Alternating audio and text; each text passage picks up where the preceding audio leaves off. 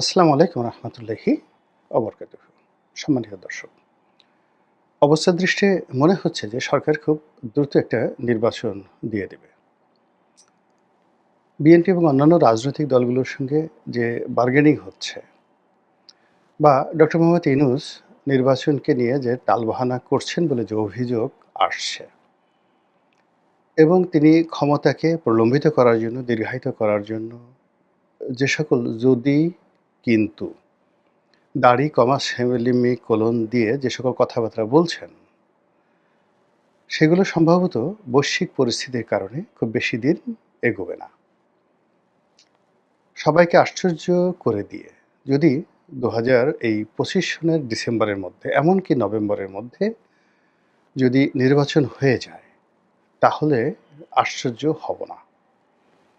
এখন বাংলাদেশের যে প্রেক্ষাপট, সেই প্রেক্ষাপটে নির্বাচন যেভাবেই হোক না কেন, সেই নির্বাচনে একক কর্তৃত্ব চলে আসবে বিএনপির হাতে। এবং এখন বাস্তবতা যেখানে দাঁড়িয়েছে সেটি হলো বিএনপির সঙ্গে সমঝোতা করা ছাড়া ডক্টর মোহাম্মদ ইউনূসের হাতে এই মুহূর্তে কোনো বিকল্প নেই। এনসিপি, জামাত প্রাণান্ত চেষ্টা করছে ডক্টর মোহাম্মদ ইউনূসকে সাপোর্ট দেওয়ার জন্য এবং তার আত্মবিশ্বাসকে বাড়িয়ে দেওয়ার জন্য। নির্বাচন যাতে দেরিতে হয়, বিএনপি যেন নির্বাচনে দিনকে দিন সেই নির্বাচনের মাঠে বিএনপি অপাংতেয় হয়ে যায়, এরকম একটা রাজনৈতিক পরিবেশ তৈরি করার চেষ্টা হচ্ছে। কিন্তু দেশি বিদেশি নানা রকম চাপ, ক্যান্টনমেন্টের চাপ, উত্তরপাড়ার চাপ, তারপর ভারতের চাপ, আমেরিকার চাপ সব মিলিয়ে ডক্টর মোহাম্মদ ইউনূসের কাছে মনে হতে পারে যে নির্বাচনটা তড়িঘড়ি করে যদি দিয়ে দেওয়া হয় এবং তারপরে যা হওয়ার তাই হবে। কিন্তু আমি এই নির্বাচনটা দিয়ে একটা সেফ এক্সিট নিয়ে আমি চলে যাব। এবং একই ঘটনা কিন্তু ভারতবর্ষে ঘটেছিল সেই দ্বিতীয় বিশ্বযুদ্ধের পর। আপনারা জানেন যে অনেক দিন ধরে ভারতীয় কংগ্রেস এবং মুসলিম লীগ তারা স্বাধীনতার জন্য লড়াই করছিল, সংগ্রাম করেছিল। কিন্তু দ্বিতীয় বিশ্বযুদ্ধের পরে ব্রিটেনের অর্থনীতির অবস্থা এতটা নাজুক হয়ে পড়ে এবং তার যে সকল জায়গা থেকে রেভিনিউ আসতো, মধ্যপ্রাচ্য থেকে, আফ্রিকা থেকে, পুরো রেভিনিউটা তার চলে যায় এবং এই রেভিনিউতে ফ্রান্স ভাগ বসায় এবং এই রেভিনিউতে আমেরিকা ভাগ বসায়। ফলে তারা কোনো অবস্থাতেই ব্রিটেন সেই তাদের যে রাজকোষ, সেই রাজকোষ তারা চালাতে পারছিল না। অবাক করার ব্যাপার হলো যে দ্বিতীয় বিশ্বযুদ্ধের সময় উইনস্টন চার্চিল ছিলেন প্রধানমন্ত্রী। তো তিনি যে একটা সাধারণ নির্বাচন করবেন, একটা নির্বাচন করতে ব্রিটেনের কত টাকা যায়? তো ব্রিটেনের যে চ্যান্সেলর অফ এক্সচেকার যাকে বলা হয়, অর্থমন্ত্রী, তিনি বললেন যে একটা নির্বাচন চালানোর মতো টাকা আমাদের হাতে নেই। ফলে ব্রিটেনের সমস্ত রাজনৈতিক দলগুলো তারা ঐক্যমত্য হয়ে একটি তত্ত্বাবধায়ক সরকার গঠন করে দ্বিতীয় বিশ্বযুদ্ধের পর এবং তারা উইনস্টন চার্চিলকে বলে যে আপনি তত্ত্বাবধায়ক সরকার প্রধান হিসেবে ততদিন পর্যন্ত ক্ষমতায় থাকেন যতদিন পর্যন্ত একটা নির্বাচন করার মতো অর্থ আমাদের ফান্ডে না আসে। তো চিন্তা করুন যে যুদ্ধের পরে ব্রিটেনের অবস্থা কোন পর্যায়ে চলে গিয়েছিল। ওই সময়টাতে তাদের সবচেয়ে বড় কলোনি ছিল ভারত। তো ভারতেও তখন রেভিনিউ তারা পাচ্ছিল না, উল্টো যে সরকারি কর্মকর্তা কর্মচারী তাদের বেতন কেন্দ্রীয় সরকার থেকে দিতে হতো, এমন একটা পর্যায়ে ভারতের অর্থনীতি পৌঁছে গিয়েছিল। ঠিক সেই সময়টাতে ব্রিটেন সিদ্ধান্ত নেয় যে খুব তড়িঘড়ি করে তারা ভারতকে স্বাধীনতা দিয়ে দিবে এবং কংগ্রেস মুসলিম লীগ চায়নি, জোর করে তাদেরকে স্বাধীনতা ভারত দিয়ে দিয়েছে আনএক্সপেক্টেডলি। যে চুক্তি তাদের হয়েছিল দ্বিতীয় বিশ্বযুদ্ধের সময়, তাতে করে হয়তো 1952, 53, 55 সনে স্বাধীনতার বিষয়ে আলাপ আলোচনা হতো, কিন্তু সেই স্বাধীনতাটা তারা এত তড়িঘড়ি করে অর্থনৈতিক কারণে, বৈশ্বিক কারণে তারা ভারতবর্ষকে দিয়ে দেয়। বাংলাদেশের অবস্থা এই মুহূর্তে আমি যতটুকু যা জানি, যতটুকু আন্দাজ করতে পারি সেটা হলো দ্বিতীয় বিশ্বযুদ্ধে ইংল্যান্ডের অভ্যন্তরের অবস্থা যা হয়েছিল এবং ভারতের কেন্দ্রীয় কোষাগারের যে অবস্থা হয়েছিল ঠিক তার চেয়েও নাজুক অবস্থা এখন বাংলাদেশের।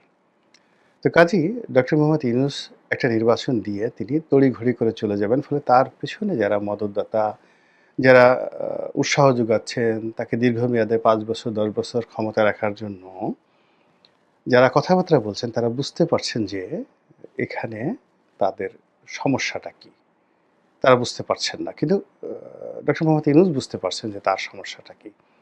তো তাড়াহুড়ো করে যদি একটা নির্বাচন দেয় এবং বিএনপি সেখানে যদি ক্ষমতায় আসে, তো সেক্ষেত্রে বিএনপির সবচেয়ে বড় বাধা, সবচেয়ে বড় বিপত্তি যেটি হবে সেটি হলো এই গত ১১ মাসে সারা বাংলাদেশে বিএনপির যে দুর্নাম এবং বদনাম হয়ে গেছে সেগুলো।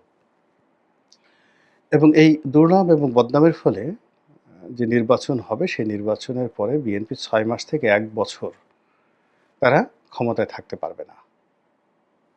তাদের অবস্থা ঠিক ওই যে এরশাদের ক্ষমতায় আসার আগে যেরকম একটা পরিস্থিতি তৈরি হয়েছিল এবং বিচারপতি যে সত্তার তার যে পরিণত হয়েছিল, আগামীতে বিএনপিতে যারা ক্ষমতায় আসবেন তাদের অবস্থা ঠিক ওইরকম হবে। এরকম একটা পরিস্থিতি কিন্তু বাংলাদেশে তৈরি হয়ে আছে এবং ইতিহাস বারবার একই ঘটনা ঘটায়। ঘুরে ফিরে একই অবস্থা হয়ে যায়। তো এই যে বিএনপির যারা কেন্দ্রীয় নেতৃবৃন্দ তারা বুঝতে পারছেন। কিন্তু সমস্যাটা হলো যে তারা নির্বাচন এখন যেভাবে চাচ্ছেন, যদি ডক্টর মোহাম্মদ ইউনূস রাগ করে ঠিক তার ৬ মাস আগে নির্বাচন দিয়ে দেয়, ৩ মাস আগে নির্বাচন দিয়ে দেয়, অর্থাৎ ফেব্রুয়ারি মাসে নির্বাচন না হয়ে যদি নভেম্বরে নির্বাচন হয়ে যায়, বিএনপির জন্য আরও বিপদ এবং বিপত্তি বাড়বে। ২ নম্বর হলো যে বিএনপি সম্পর্কে যে ধরনের ভাইব তোলা হচ্ছে, অর্থাৎ জালেম, চাঁদাবাজ, হাওয়া ভবন, এই জিনিসগুলো আগামী কয়েক মাসে বাড়তেই থাকবে এবং এটা খুব সুপরিকল্পিতভাবে এবং ইতিমধ্যে বিএনপির যে কয়জন নেতাকে ট্যাগ দেওয়া হয়েছে তারা সবাই জনাব তারেক রহমান সাহেবের খুবই ঘনিষ্ঠজন। এই মুহূর্তে যদি ধরা হয় তারেক রহমান সাহেবের প্রধান সিপাহ সালার সেনাপতি তিনি হলেন জনাব সালাউদ্দিন সাহেব। সালাউদ্দিন সাহেব যেদিন মাটিতে বাংলার মাটিতে পা দিলেন ভারত থেকে এসে, ওই দিন থেকেই তাকে কলুষিত করার জন্য, বিএনপিকে কলুষিত করার জন্য এবং তারেক রহমান সাহেবের ইমেজ ক্ষুণ্ণ করার জন্য তার সঙ্গে দুর্নীতি, তার সঙ্গে অনিয়ম, তার সঙ্গে যাকে বলা হয় এস আলমের যত দুর্নীতি রয়েছে সেই দুর্নীতি, ইসলামী ব্যাংক কেলেঙ্কারি, এই টোটাল জিনিসগুলো ট্যাগ করে দেওয়া হলো এবং ওটা এখন পর্যন্ত চলছে। জনাব সালাউদ্দিন সাহেব শত চেষ্টা করেও সেই জায়গাতে পৌঁছতে পারছেন না এবং আপনারা জানেন যে সালাউদ্দিন সাহেব চট্টগ্রামের রাজনীতিতে গুরুত্বপূর্ণ ব্যক্তি এবং কক্সবাজারের রাজনীতিতে একক ব্যক্তিত্ব। ওখানে তার নেতৃত্ব চ্যালেঞ্জ করার মতো পুরো কক্সবাজার জেলাতে কেউ নেই। কিন্তু এটা তো বিএনপির ভিতরের ঘটনা। বিএনপির বাইরে কি আছে? বিএনপির বাইরে পুরো কক্সবাজার অঞ্চলের সবচেয়ে শক্তিশালী সংগঠন যাদের আছে সেটা হলো জামাত। তো জামাতের টেকনাফ, তারপরে উখিয়া, পেকুয়া, মানে সালাউদ্দিন সাহেবের এলাকা, এই এলাকার রাজনৈতিক শক্তি। তার সঙ্গে সঙ্গে ওখানে যে রোহিঙ্গা সংগঠনগুলো রয়েছে, রোহিঙ্গাদের যতগুলো সংগঠন রয়েছে সবগুলো সংগঠনের উপর জামাতের একটা প্রভাব রয়েছে। তো কাজেই সেখানে কনফ্লিক্ট অফ ইন্টারেস্ট জামাতের সাথে সালাউদ্দিন সাহেবের। দ্বিতীয়ত হলো যে সালাউদ্দিন সাহেব এই যে তিনি যখন যোগাযোগ প্রতিমন্ত্রী ছিলেন, ওই সময়টিতেই এই যে কক্সবাজারের যে হোটেল অ্যান্ড মোটেল জোন হয়, এখানের প্লট বরাদ্দ দেওয়া এবং এখানে যে ব্যবসা বাণিজ্য হচ্ছে এই পুরো জিনিসটির সঙ্গে তিনি জড়িত। এখন তিনি সেখান থেকে কমিশন নেন বা না নেন, ডাজ নট ম্যাটার, তিনি এই প্লটগুলো মূলত দিয়েছেন এবং এই জোনটা তৈরি করেছেন এবং কর্নেল অলির সঙ্গে ওই যে কক্সবাজার যে মেরিন ড্রাইভটি এটি তিনি নিয়োগ করেছেন। ফলে ওই অঞ্চলের উন্নয়ন বলেন, ইতিবাচক বলেন, নেতিবাচক বলেন, সবই সালাউদ্দিন সাহেবের অধীন। তো ওই যে মেরিন ড্রাইভকে কেন্দ্র করে সেখানের যে হোটেল মোটেল ব্যবসা, তারপরে পুরো কক্সবাজার অঞ্চলে যে সকল চিংড়ির ঘের রয়েছে বাংলাদেশের, সেই ব্যবসা, এরপর ওখানে অস্ত্র চোরাচালান, তারপরে ইয়াবার ব্যবসা, গরু চুরা কারবারি থেকে শুরু করে যত নেতিবাচক যে বিষয়গুলো রয়েছে, এখানে একটা বিরাট মব গ্রুপ রয়েছে, প্রেশার গ্রুপ রয়েছে, এবং এই ঘটনার সাথে আওয়ামী লীগের যারা জড়িত, জামাতের লোক জড়িত কিনা তারা স্থানীয়ভাবে জানে, বিএনপির যারা জড়িত হয়ে পড়েছে তারা এই পুরো ঝামেলাগুলো কিন্তু পোহাতে হচ্ছে সালাউদ্দিন সাহেবকে। আর এই ঝামেলাগুলো পোহাতে গিয়ে অনেকের সঙ্গে তার বন্ধুত্ব হচ্ছে এবং অনেকের সঙ্গে তার শত্রুতা হচ্ছে। ফলে এই তাকে যদি মাঠ থেকে আউট করা যায়, তাহলে বোঝার চেষ্টা করুন যে ওখানে অনেকগুলো হোটেল মোটেল যারা আওয়ামী লীগের লোকজন দখল করে আছে। আপনি ধরুন রামাদা নামক যে হোটেলটি আছে, এখন এটা 5 স্টার একটা হোটেল রামাদা। এটার যে মালিক বেনজির, সাবেক আইজি বেনজির, আর বেনজিরের 2 জন পার্টনার। একজনের নাম হলো আন্ডা রফিক। ওই যে বসুন্ধরার সাথে যে গন্ডগোল লাগলো, আন্ডা রফিক। তো আন্ডা রফিক, আরেকজন হলো জসিম, সেই চট্টগ্রামের একটা উপজেলা, মানে উপজেলার বোধহয় চেয়ারম্যান ছিল আওয়ামী লীগ জামানাতে। তো বেনজির, আন্ডা রফিক থেকে শুরু করে অন্যান্য যারা এই প্রায় 500 কোটি টাকা মূল্যের এই হোটেলটির মালিক, এরকম সবগুলো হোটেল। তো এই জায়গাটাতে তো একটা রাজনৈতিক প্রভাব আছে। কারা এই হোটেলগুলো এখন চালাচ্ছে, কাদের ছত্রছায়াতে? তো কোনো পলিটিক্যাল যাকে বলা হয় কানেক্টিভিটি ছাড়া তো এই জিনিসগুলো চলতে পারে না। এই মালিকানা তো পরিবর্তন হয়নি। কারা চালাচ্ছে এই জিনিসগুলো? তো এই বিষয়গুলো নিয়ে অনেক কিছু পর্দার আড়ালে ঘটছে, এবং সেই দৃশ্যপট থেকে সালাউদ্দিন সাহেবকে কলঙ্কিত করে তাড়িয়ে দেওয়ার জন্য তাকে যে ট্যাগগুলো দেওয়া হয়েছে, রয়ের এজেন্ট, এসালামের যাকে বলা হয় রক্ষাকর্তা, আরও অনেক কিছু। ফলে কি হলো, সালাউদ্দিন সাহেব আর বিএনপির রাজনীতিতে দাঁড়াতে পারবে না। পুরুষের নারী যে কেলেঙ্কারি, এটা কোনো সমস্যা হয় না, কিন্তু ক্ষমতাধর পুরুষ যারা রাজনৈতিক প্রতিপক্ষ, মানে মহাপুরুষ হবেন, তাদের কারো বিরুদ্ধে যদি অর্থনৈতিক কেলেঙ্কারি এসে যায়, সে আর দাঁড়াতে পারে না, কোনো দিন দাঁড়াতে পারে না। ফাইন্যান্সিয়ালি যদি কারাপশনের অভিযোগ চলে আসে, এবং সেইভাবেই তারেক রহমান সাহেবের দক্ষিণ হস্তে সালাউদ্দিন সাহেবকে টার্গেট করা হয়েছে। খুব খোলামেলাভাবে কথাগুলো বললাম। দ্বিতীয়, বরকতুল্লাহ ভুলু, একই অবস্থা। ইউনাইটেড বরকতুল্লাহ ভুলু মানে বাংলাদেশের সবচেয়ে বড় গ্রুপ, মেঘনা গ্রুপ। তারপরে ৭১ টেলিভিশন। এই ৭১ টেলিভিশন মেঘনা গ্রুপকে রক্ষা করার জন্য এই বরকতুল্লাহ ভুলুকে নিয়োগ দেওয়া হয়েছে, এবং তিনি সেই কাজ করছেন। এবং এখানে যে জামাতের লোকজন তাকে ট্যাগ দিচ্ছে নট লাইক দ্যাট, এখানে আপনি গিয়ে দেখুন যে নোয়াখালীর রাজনীতিতে মাহবুবউদ্দিন খোকন সাহেব আছেন, জয়নাল আবেদীন ফারুক সাহেব আছেন, তারপরে আশরাফুদ্দিন নিজান সাহেব আছেন। এরা সবাই কুমিল্লা নোয়াখালীর রাজনীতিতে খুবই প্রভাবশালী। এর বাইরে আরও ১ ডজন প্রভাবশালী নেতা আছেন, আমি সবার নাম বললাম না এখানে। ফেনী, নোয়াখালী, কুমিল্লা, এই এলাকার রাজনীতি, যাদের সবার সঙ্গেই বরকতুল্লাহ ভুলুর একটা দূরত্ব রয়েছে।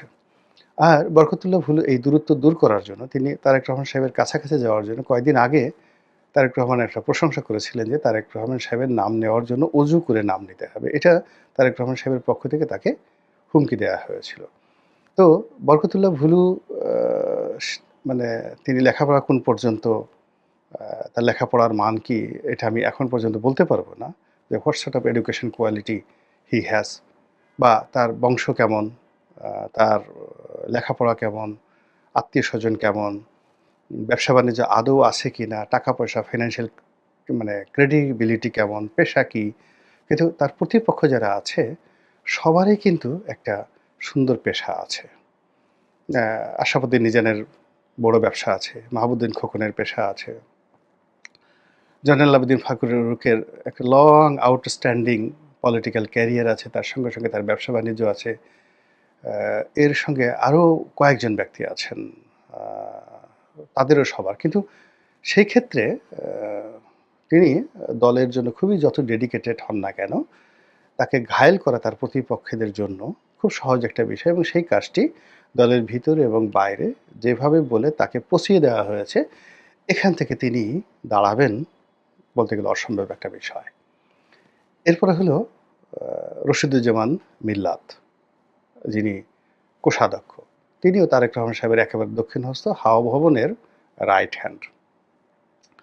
তো হাওয়া ভবনের রাইট হ্যান্ড হিসেবে তাকেও যদি ব্যাক ফুটেজে দেওয়া যায়, তাহলে খুব মানে যাকে বলে তারেক রহমান সাহেবকে যারা ছোট করতেছেন তাদের জন্য আবারও। তো সেই কাজ করার জন্য তার অনেকগুলো আছে, যেমন তার ছেলে বিয়ে করেছে আওয়ামী লীগের যে এমপি মন্ত্রী ওমর ফারুক চৌধুরী, তার মেয়েকে। কাজেই আওয়ামী লীগের সঙ্গে তার একটা সম্পর্ক আগের থেকে ছিল বা থাকতে পারে, এটা অস্বাভাবিক কিছু নয়। ২ নম্বর হলো যে তিনি দীর্ঘদিন ধরে ডিফ্যাক্টো সে মোর্শেদ খান রূপে তিনি মোর্শেদ খানের যত সম্পত্তি ব্যবসা-বাণিজ্য তিনি দেখাশোনা করেছেন। আরব বাংলাদেশ ব্যাংকে মোর্শেদ খানের ছায়া হিসেবে মূলত রশিদুজ্জামান মিল্লাত দেখাশোনা করেছেন। তিনি একসময় বিমান বাহিনীতে কর্মকর্তা ছিলেন। এখন তার যারা সমালোচক, তিনি কি অফিসার ছিলেন না হাবিলদার ছিলেন, এটা নিয়ে সমালোচনা করে। কিন্তু তার চেহারা সুর দেখে মনে হয় তিনি অফিসার ছিলেন, কিন্তু তিনি তারেক রহমান সাহেবের খুবই ঘনিষ্ঠ। তার একটা ছবি সিঙ্গাপুরে, সেই যাকে বলা হয় আওয়ামী লীগের বিতর্কিত ব্যবসায়ী, যার সঙ্গে সজীব ওয়াজেদ জয়ের খুব ভালো সম্পর্ক। এমনকি সজীব ওয়াজেদ জয়ের সঙ্গে সেই যে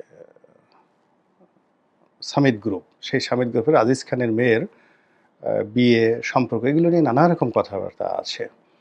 তো সেই ভদ্রলোকের সঙ্গে অর্থাৎ আজিজ খান সাহেবের সঙ্গে এক টেবিলে বসে কথাবার্তা বলা, আবার সেই অফিসে রশিদুজ্জামান মিল্লাতের ছেলে বসেন, এইরকম যে একটা ভাইব তুলে সারা যাকে বলা হয় সোশ্যাল মিডিয়াকে তছনছ করে দেওয়া হয়েছে। ফলে কি হলো, তিনি রশিদুজ্জামান মিল্লাত, আমার সাথে তার খুব ভালো বন্ধুত্ব, ভালো সম্পর্ক।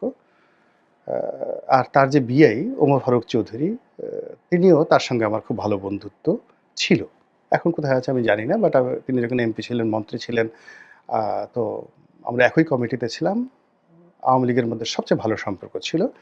তো যে মেয়েটার সঙ্গে অর্থাৎ ওমর ফারুক চৌধুরীর যে মেয়েটার সঙ্গে রশিদুজ্জামান মিল্লাদের ছেলের বিয়ে হয়েছে, আমি সেই মেয়েটাকে খুব ভালো করে চিনি।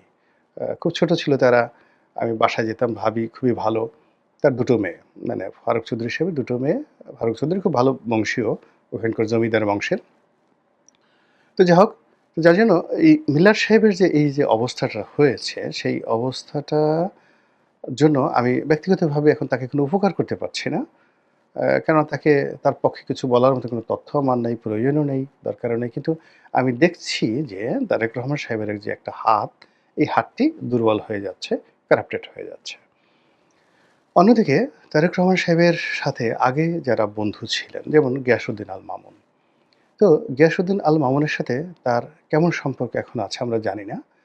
কিন্তু গিয়াসউদ্দিন আল মামুন তার নিজস্ব যোগ্যতা বলেই তিনি যখন জেলখানাতে ছিলেন, তখন তার ব্যবসা-বাণিজ্য কিন্তু কোনো অবস্থাতেই খারাপ ছিল না। তিনি অত্যন্ত কৌশলী এবং তিনি সবাইকে ম্যানেজ করে, সবার সাথে সুসম্পর্ক রক্ষা করে তিনি একটা অবস্থা তৈরি করে রেখেছেন। ফলে কি হলো, আ বাংলাদেশে যারা তারেক রহমান সাহেবকে ভালোবাসেন, তারা জানেন যে তারেক রহমান সাহেবের সাথে গিয়াসউদ্দিন আল মামুনের খুব ভালো সম্পর্ক এবং সেজন্য মামুন সাহেবের চেহারার মধ্যে তারেক রহমানকে খুঁজে পান এবং মামুন সাহেবের কাছে গিয়ে মনের কথা বলে শান্তি পান।